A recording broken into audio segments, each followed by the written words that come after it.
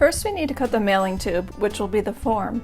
So in order to make a straight cut around a tubular shape, cut a piece of aluminum flashing that is about 14 inches by 1.5 inches long.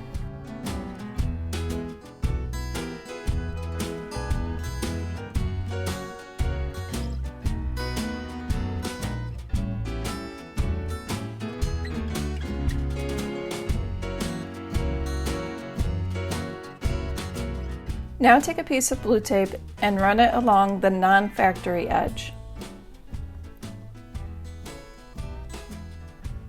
And hang on to this, you can use it for future projects.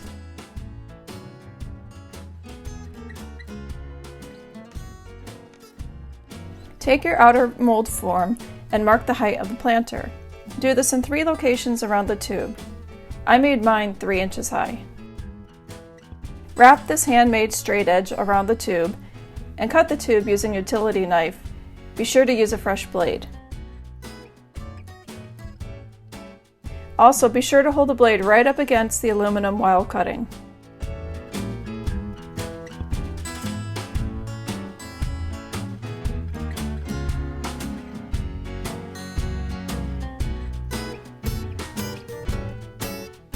Check to see if your liner has reverse ribbing on the opposite side. Then decide which side you want to be reflected on the planter. To do this, take a piece of plasticine clay and press it onto each side. Then be sure to mark the side that will touch the cement.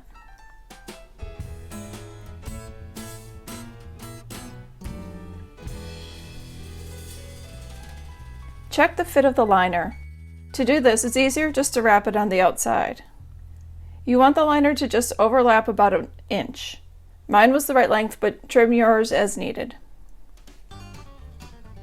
Next, cut the liner to fit the height of the planter. Again, for this planter, it was 3 inches.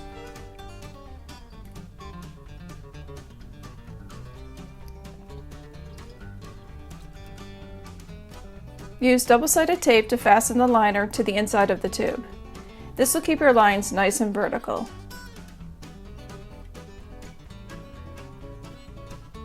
We'll need a base for the mold. I like to use tiles for this. Just cut a piece of acetate to place on the tile so the cement doesn't stick to it.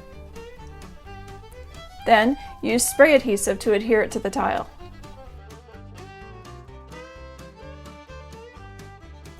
Now use either caulk or hot glue to secure the tube to the acetate. If you use caulk, wait until it's dry before casting this.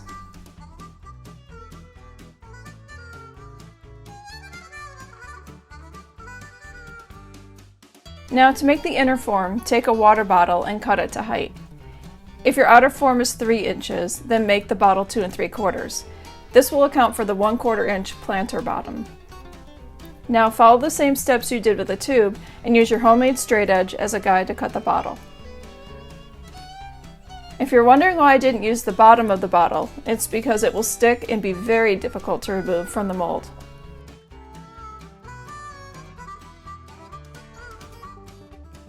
So now to make a bottom for the bottle. Roll out some clay to about 1/4 inch thickness. Then use the bottle to cut out the bottom. Leave the clay there in the bottom.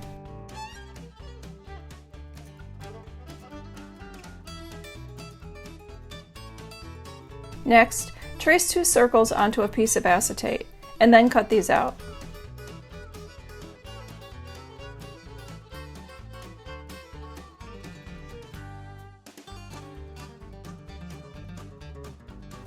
Place one of these circles on top of the clay.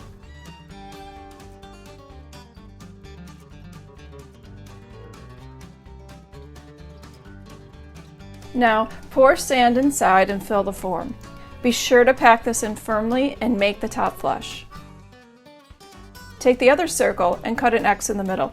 This is where you'll insert the drainage straw.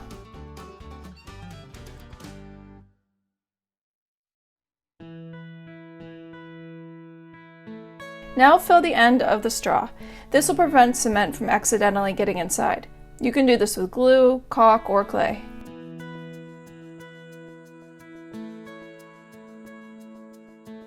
Insert the straw into the sand with the acetate circle on top. spray the bottom piece of acetate with spray adhesive and secure it to the center of the outer form. Now mix the cement to the consistency of a thick milkshake. I made mine a little thicker, but it would have been easier to work with if it was a touch thinner.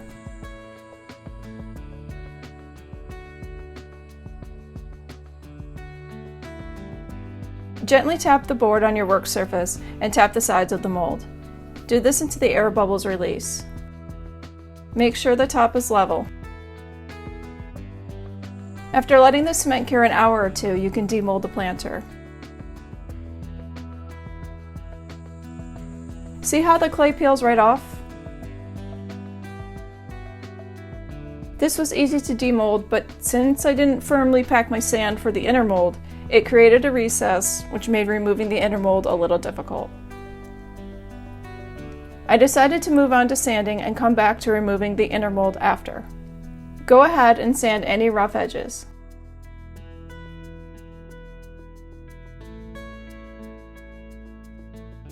Now let the cement dry for 24 hours before painting. To paint this, I basically whitewashed it with gold, red, and a transparent iridescent paint.